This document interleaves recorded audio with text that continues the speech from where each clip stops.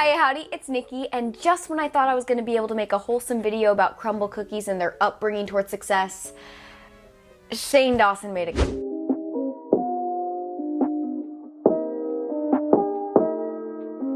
Also, just please excuse the random waterfalls that you may hear in the background. That is just my ratchet dryer. Yeah, your girl's stinky. She gotta wash her clothes. The tea was just taking up too much time. It had to be done. Shane is back. I mean, we all kind of expected it at this point. I don't even know. Let's get into it because I am already losing my voice and I'm already mentally dead and have already taken more notes on this than I ever have in any high school course I ever took. So let's just get into it. Shane's back. Quick backstory if you're not like me and involve yourself in every YouTube drama rather than addressing your own problems. Shane was canceled. Ended up being canceled as part of the Dramageddon Part 50 at this point. And basically him, Jeffrey, Tati, James Charles, all the usual offenders were all involved and he got canceled. Really bad. Over the past 2 years now, oh my god, time is irrelevant. Yeah, 2 years, he really was just off the platform, if you can say that. Still was selling makeup, still doing the occasional quirky Instagram stories. Okay, backpack haul. Also, damn, you guys crushed that no button on those shoes. And I bought them before I looked at that, so... He was still just kind of being there, but not really. And we kept seeing him kind of try to like inch himself back into the public eye, kind of like you're feeling your toe in the water. But again, nothing ever really came of it. He did make some appearances in Ryland's vlogs and Ryland's podcast, which is a whole separate drama for another day. But yeah, again, he was kind of just feeling the waters for about 2 years until today. Unlike the numerous drama videos claiming that Shane Dawson is back over the past year, this one is not clickbait. Shane is back, so let's get into it. But first, before we do, if you like my face, feel free to like, subscribe, and hit that notification bell because we're trying to hit 1,000 followers as soon as possible. And we'd love you. That was too soon. I love you. We'd love if you join the fam bam. We'd love to have you. It'll be cool. It'll be chill. So why don't you just do it? Let's get to the Shane Dawson tea. I am already on crackhead energy today, clearly. Let's get dripping, let's get sipping, and let's talk the tea because sister's got a lot. Okay, right out of the gate, even though I'm not the biggest fan of Shane Dawson making a comeback, I do gotta say it, I do gotta admit and come out of the closet, not in that way, that it is a breath of fresh air to watch a series, even if it isn't perfectly edited, even if it literally was slapped together pretty recently, that still, at the end of the day, does not have an editing job of a middle-aged mom who just found out what Bitmojis were. What are you talking about? I'm pushing you to make a video because I made a video in response to the video no one made you make. What is going on? It starts out with some sob piano music and then Shane Dawson pretending to play the piano and then he's actually not and then he's being like jokey about it. That would have been so epic if that was real. I learned piano during my break. Kidding, I didn't learn anything. No, I learned a lot about myself. And then like this weird quote about how retirement is honestly scarier than horror movies themselves.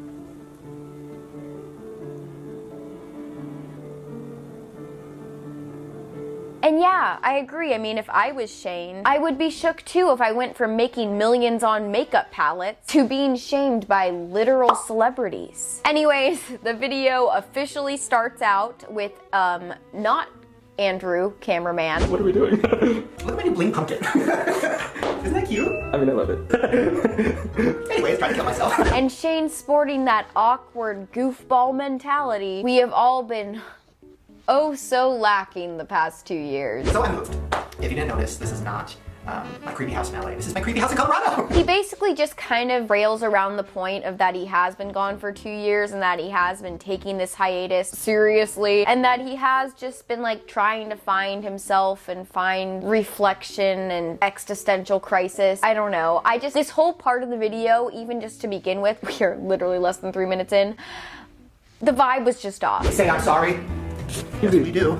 Don't worry, I'll get to that. We make mistakes. Uh-huh. Yes, we do. I'll get to that. We forgive quickly. How about you get to that? Hands down, vibes, not there. There's this weird awkward vibe of him trying to be serious for like a split second and then almost immediately breaking the sincerity within like a snap in the typical Shane fashion. Sure. Because I finally don't really care anymore what other people think about me, except for myself.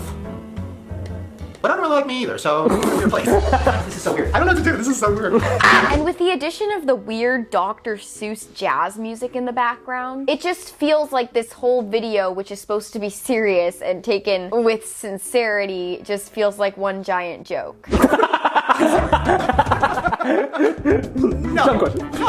I'm doing good. Okay, so yeah, but I kind of want to explain what my plan is. Before I get to that, I am in a really good place mentally. I know it doesn't seem like it, but I am emotionally. Nope, not gonna say physically. I mean, whether you are rooting for Shane or not, I think we all were wanting to see the growth and taking the whole scenario in a serious light. I mean, I don't know what any of us were expecting with the return video, even if we wanted a return video to begin with, but I think we were expecting it to be taken in a serious and mature manner, not these little childlike jokes of, oops, my bad. I mean, we are literally 2.5 minutes in and all hopes of sincerity has already just been squashed and out the window. We forgive quickly? How about you get to that? It's also just really weird because then he just starts trying to actively catch us up on his life and the move and everything he's been doing over the past 2 years, which most of the stuff that he's catching us up on isn't even news at this point. Because though he was not actively on YouTube, he was active on pretty much every other social media platform you can imagine. Through Instagram stories, Jeffree Star cameos, being literally on his boyfriend's podcast and vlog channel. He really hasn't stayed out of the public eye at all. Not to mention the numerous cameos that he made in Ryland's vlogs as they were moving to Colorado. And pretty much Ryland documenting their entire home improvement and move process like he's on the frickin' home development channel. So yeah, I mean, that's kind of where I'm at with that.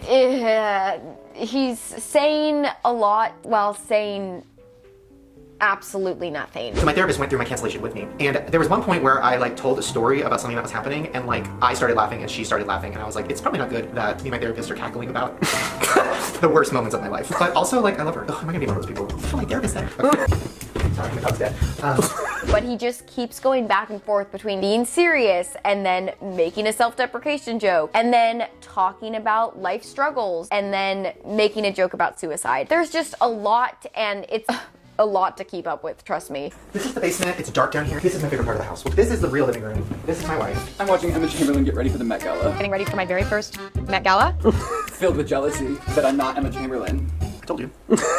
Also, did you know the Dolan twins retired and then started a candle line? That is my plan. I'm serious. I was just on Instagram and I was like, I wonder what they're doing. And then it says founder of Waycart. And as he's showing this house, he's going into these uncomfy jokes that just, they feel almost too soon for the sincerity of his cancellation. With the sign, the way he was joking of like, oh, you should all forgive me. Oh, looks like this is something we do in our household. Oh, sorry is my biggest priority. It's just, no, like maybe don't make jokes about that. Just a thought. Just a thought. Again, if there's anything that I got from this video, it's that the vibes that I was expecting going in were completely out the window and different from what I got. I mean, just compare the first 3 seconds of this video to now alone.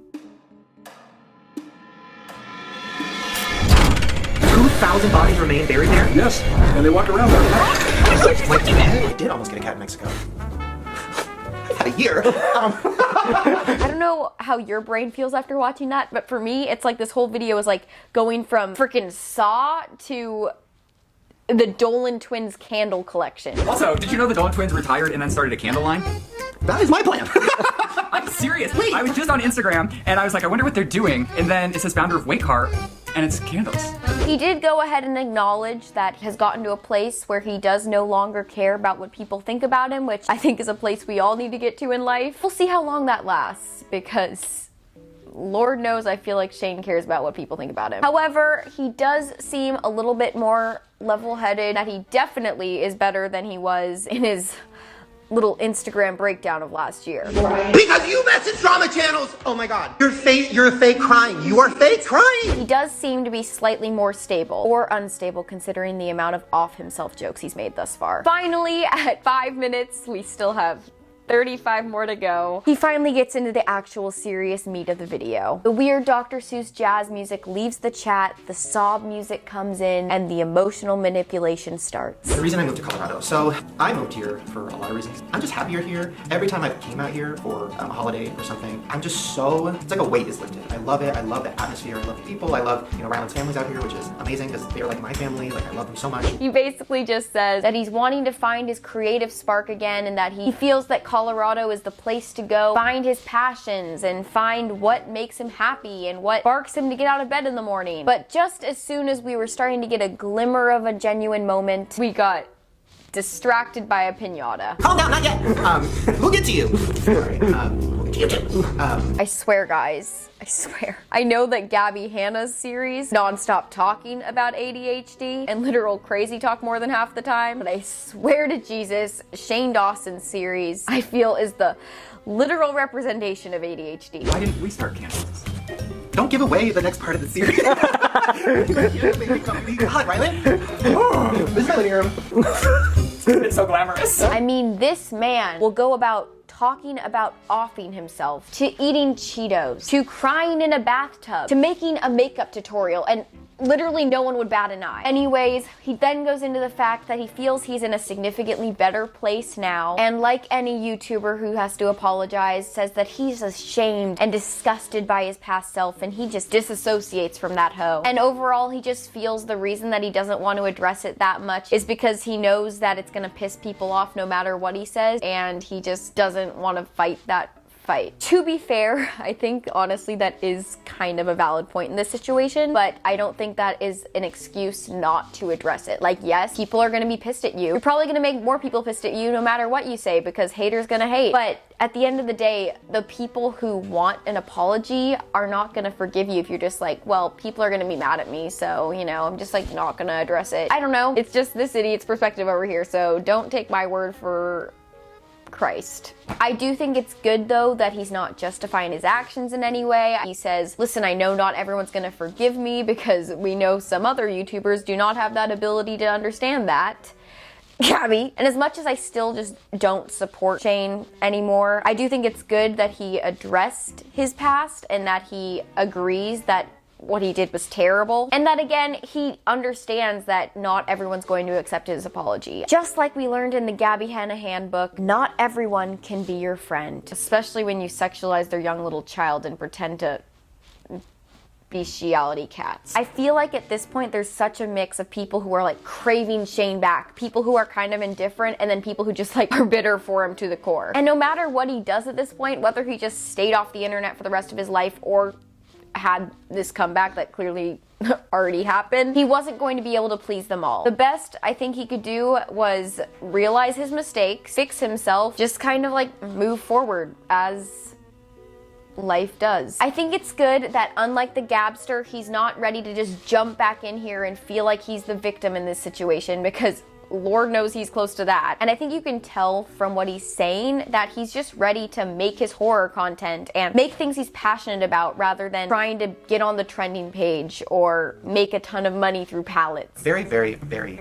disconnected from the person that I was in my early 20s. But some things I've learned over the last year and a half is I can't just pretend like that person didn't exist. It was a weird thing where like I felt like I got to a place where I was proud of what I was making on YouTube, and then I got canceled, and then it felt like the end of the world, and I everything felt like the worst thing ever for like months. Like it lasted months. But that forced me to really not just push things away and really face everything head on and realize that that was me. I mean, I can't control how people react when I'm getting canceled. People in my life, like I can't control if they're scared for their own career, for their own thing. And I was very like, it was really hard. He then goes into the reasons why him and Ryland ended up moving to Colorado, and basically the gist was because of family, wanting the simple life, as well as it being apparently like the horror capital content city of the world. So there's that. And then almost immediately gets distracted by a house tour and smooth jazz again. I swear this video has more split personalities than James McAvoy and, Split. The vibe at this point is just so weird. I feel like my brain is just officially turned off for the summer. I think this is the closest to mindless YouTube content you could ever get. With so much being said, yet so little. Then again though, I feel like this is a gimmick in almost every Shane Dawson video to come. With you going into the video expecting some crazy story, learning about the secrets of the makeup world, seeing which YouTubers are psychopaths or crazy government-breaking conspiracies. But then you just leave the video with therapy jokes and a glorified advertisement for the Dolan's new candle line. Transition. Words. I went through, Sorry. I'm sorry. No, keep doing your thing. Is it weird that there's a candle while I'm talking about this? Is it too much? I lit the candle. Blame me. Come after me. Hey guys, candles. Twin flames? If they don't call their fucking company Twin Flames? It's called Wake Hard. Genderless, non-toxic scent. Smell good, feel good. Cute. Yeah. Twin flames. After advertising the Dolan's candle line for literally like 10 minutes, they finally go more into the impact of the move and how it's affected Shane and Ryland and how it's just in the middle, I don't know, middle ground territory. Lots of move talk. And then I realized, I'm like, oh, you moved back home. Like you came to LA 10 years ago to like do your thing, and now you're moving back home. Like that is depressing. I haven't sold the other house yet. I'm still skipping a hop away from being back in LA where I belong. And I gotta say, I don't know if it's Shane Dawson's superpower, but Ryland has come across more likable and nice in this video than he has in an entire year alone on his podcast and YouTube channel. I mean, whether he's on his podcast with Lizzie or vlog channel, he just seemed like he was the biggest asshole in existence. And for some reason, in this Shane Dawson comeback video, him talking about the Dolan twins candles and him moving back to Colorado is the most wholesome content I feel like I've gotten from Ryland in a year. Thing I'm gonna do, what are you doing? You have deodorant on your shirt this whole time? How long have you guys been filming? I got it off. So, I should light a candle. in memory of the Dolans. Not in memory, they're not dead. Finally, at 16 minutes in, we have a conversation addressing the past controversy that lasts longer than 30 seconds. And not to get too dark, because he does mention some like non-joking versions of offing himself. Basically, he was in a good place before the cancellation. He said he was trying to disassociate from those past versions of himself rather than truly accepting that they were parts of him. He felt that right before the cancellation, he was starting to finally move past those parts of his life. But lo and behold, the cancellation pretty much spiraled him into the worst period of his life to date. And I feel like I'm so happy it happened, so grateful that I got canceled.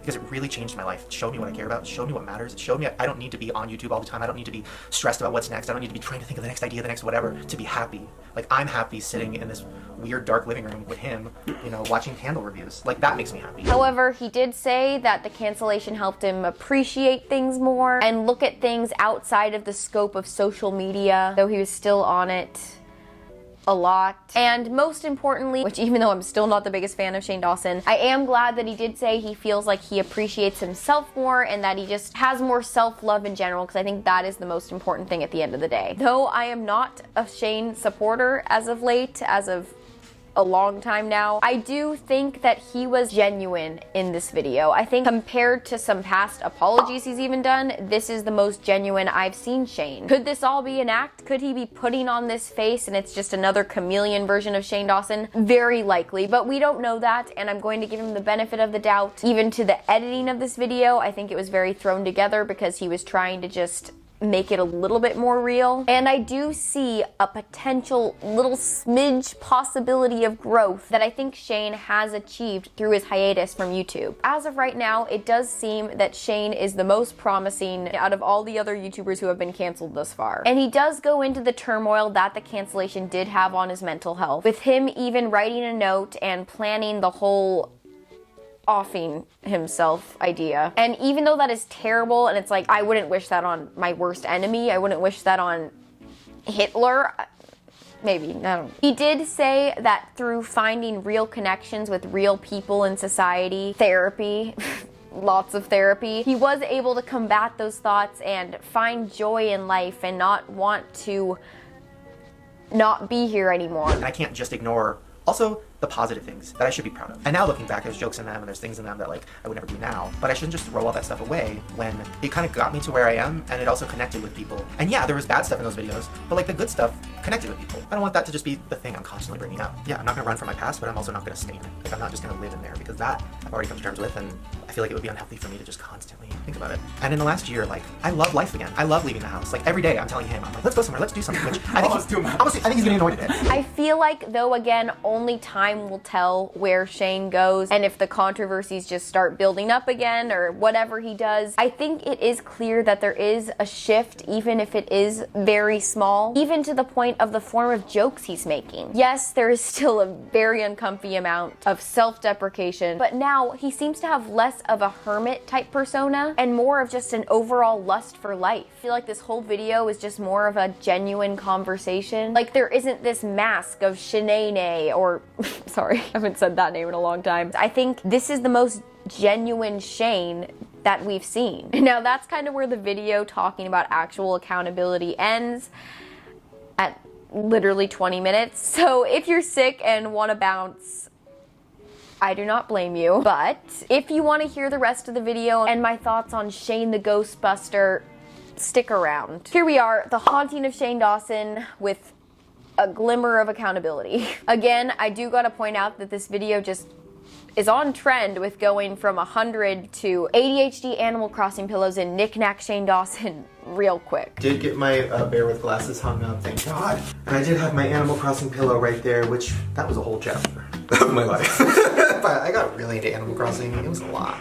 That was peak cancellation where I just needed an escape. So I just went to my little Animal Crossing world and it was dark. Anyways. If one thing for certain hasn't changed over the past 2 years, it's definitely just the sheer amount of iconic little knickknacks that Shane just sporadically throws around his house when he finds stuff at Target. From bear heads, giant horses, to weird skeletons. Shane could honestly just supplement the rest of his life with the Shane Dawson Knickknack Collection Museum. From there, all the spooky vibes start coming into frame. It is full force with the ghouls, with the staple Shane Dawson daunting suspense music and numerous random clips of people talking about ghosts to join together all the points and justifications of why Casper is currently invading Shane's house. I'm doing this as a demonologist. More importantly, I'm doing this because I care. Shane, you are not haunted by a demon, but you are haunted. People in my life who never believed in anything, they were around me for like a day and they're like, oh my God, there's entities here. Shane and I were training virtually due to COVID, and it was this black figure or whatever just went by the camera. It's like a weird thing, I don't get it, but good and bad, there are things that seem to kind of follow me around. They then go into Shane's basement and officially start their ghost hunting adventure, with the greatest teachers of ghost hunting guiding them on their journey being some random creators on YouTube. To your spirit in your house that does not belong. Right away here. That's not one of your angels. That's not one of your lovely spirit guides. That's going to be a negative spirit. Shane basically goes into the fact that he feels that the spirit in his house is good and they're chilling, they're vibing. And that the spirit overall has more of like a Casper energy rather than the, you know, like poltergeist kill you vibes. I feel like the entity in this house, whatever is back here, is like positive and creative and exciting. But I could be lying, they could be lying to me. But if it's good down here. He then decides that to get him back into that horror movie aesthetic, the quote-unquote Shane Tourage was going to go on a little ghost hunting field trip to a place in Colorado that is supposedly haunted by a not-so-Casper-friendly spirit. However, before the ghost hunting trip even began, the spooky vibes already entered the chat, with the cameraman Chris finding a streak or slash something dash on his arm, which if you didn't know, is a sign of a kinky ghost. Stop it! I'm so scared. Whoa. This is a horror movie. That's going to be a negative spirit. Wait, stop it. That's actually scary. Now, a large part of me thinks he could have just been like leaning his arm against something, like, you know, those marks are usually made from, or the scratch was probably there and Shane was like, that's something we could use. But I also don't completely disagree with the idea that people can be haunted and that Shane is haunted by ghosts, because he's already haunted by his past, so what's a ghost to add to that list? And though I do gotta say that though I am the skeptic believer in the paranormal, the story surrounding Ryland's possession was something that sounded straight out of a horror movie. I came to bed one night and he popped up and he said, like fully awake, he jumped up out of bed and he went, watch out for the balloons, you're gonna die. Don't fall off the bed, you're gonna die.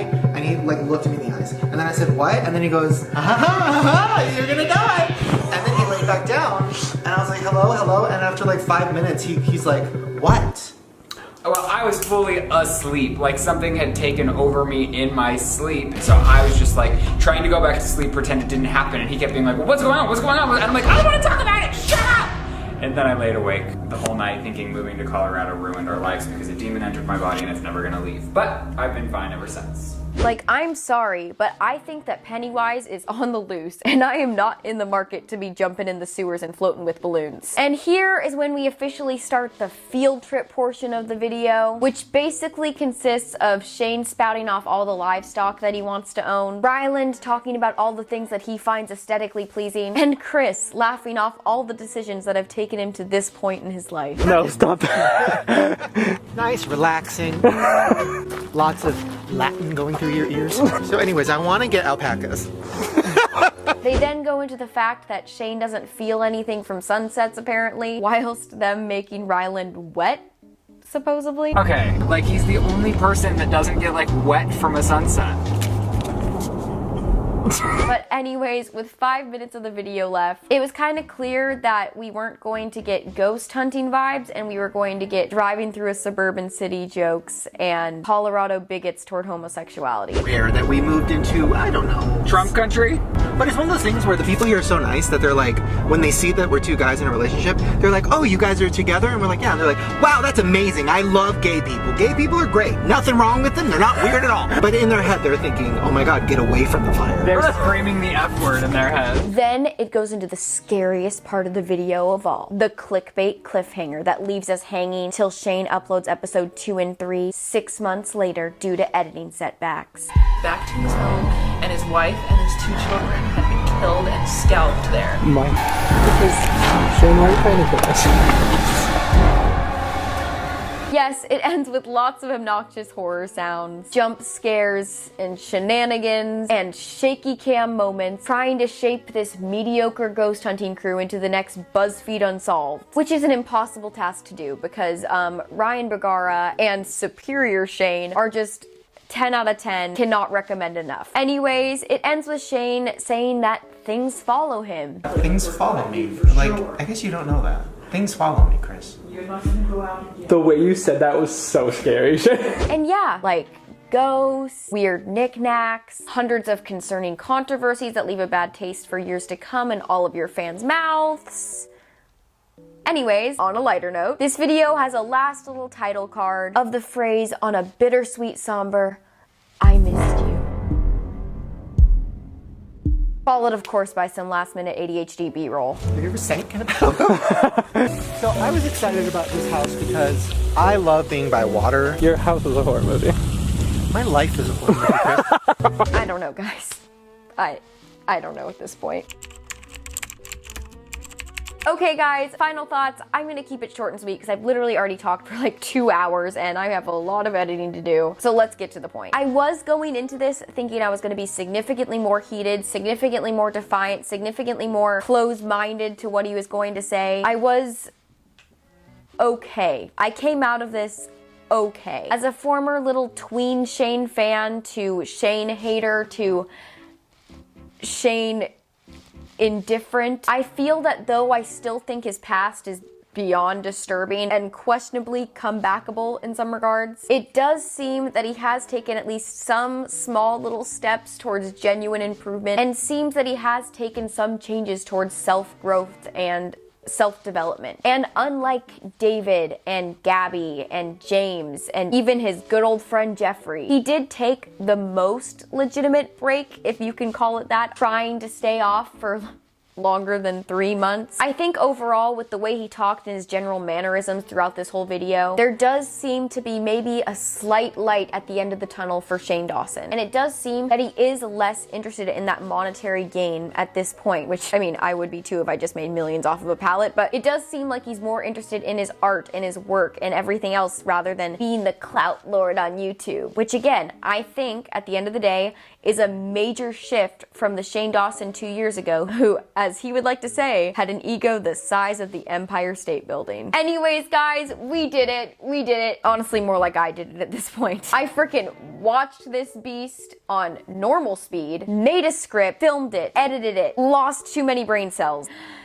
in literally one day. That was a lot. That was more than a lot. My brain is pounding, hurting. I need some actual tea at this point. I mean, my brain doesn't hurt nearly as bad as after the Gabby videos, considering Shane knows how to actually coherently edit. But let's just say I need my own social media hiatus after the time I had to take putting all this together, because literally no one is going to care about this next week. But that's besides the point. Anyways, that was it, guys. I covered the Shane Dawson comeback, so y'all don't have to. I officially milked the pig dry for this one. Will Shane stay out of the negative light for the years to come? It's kind of hard to say, considering he is literally best friends with Voldemort himself. That's a topic for another day, if I even want to go there. If you like my face, feel free to like, subscribe, hit that notification bell, because we'd love to have you. We're trying to hit 1,000 followers by the end of the whenever. And yeah, the Fam Bam's cool, the Fam Bam's great. We are someone to celebrate. I'm Nikki. I'm bad at talking. I will see you in the next one, and